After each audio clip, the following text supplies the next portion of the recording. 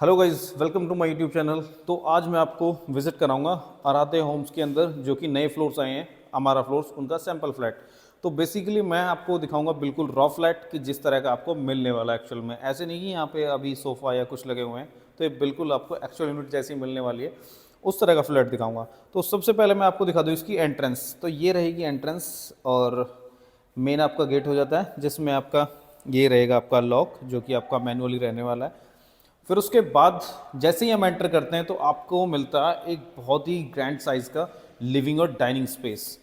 शायद आपने अगर फ्लोर्स विजिट किए हैं गुड़गांव में, तो इतना बड़े साइज़ का लिविंग और डाइनिंग किसी भी फ्लोर में नहीं है। इवन अगर मैं बात करूँ 350 से 400 गज के फ्लोर में भी इतने बड़े साइज़ का लिविंग डाइनिंग एरिया नहीं मिलता है। तो ये एरिया हो जाता है आपका डेडिकेटेड लिविंग एरिया, जिसमें कि आपकी टीवी यूनिट के स्पेस आपको मिल जाता है। फिर उसके बाद अगर मैं बात करूं तो ये इतना बड़ा एरिया है जिसको कि आप फैमिली लाउंज या फिर डाइनिंग एरिया के रूप में आप कंसीडर कर सकते हैं। तो ये ग्रैंड साइज का आपका लिविंग डाइनिंग होगा।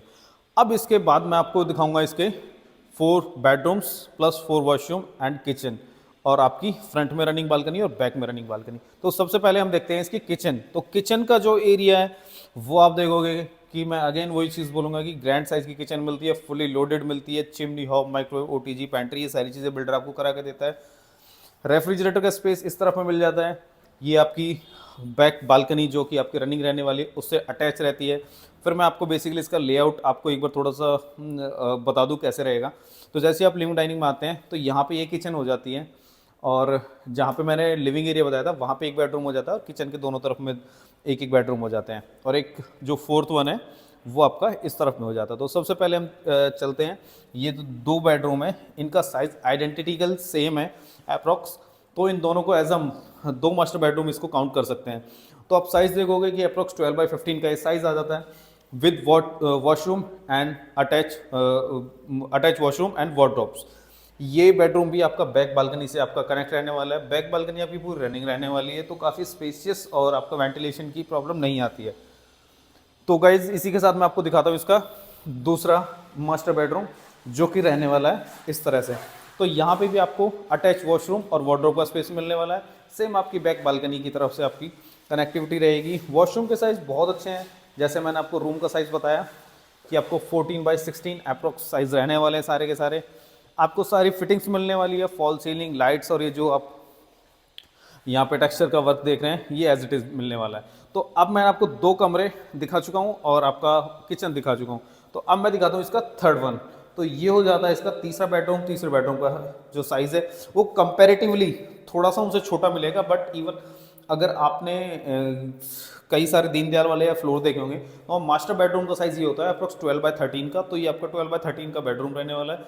इसमें भी आपका अटैच वॉशरूम रहेगा, और जो ये वॉशरूम है ये वॉशरूम आपका आप बाहर से भी इसको एक्सेस कर सकते हैं, तो एज ए पाउडर रूम भी इसको यूज़ करोगे। तो गाइज़ मैं आ चुका हूँ अभी अपनी फिर से लॉबी के अंदर, जो कि मेरे लिविंग और डाइनिंग के बीच में हो जाती है।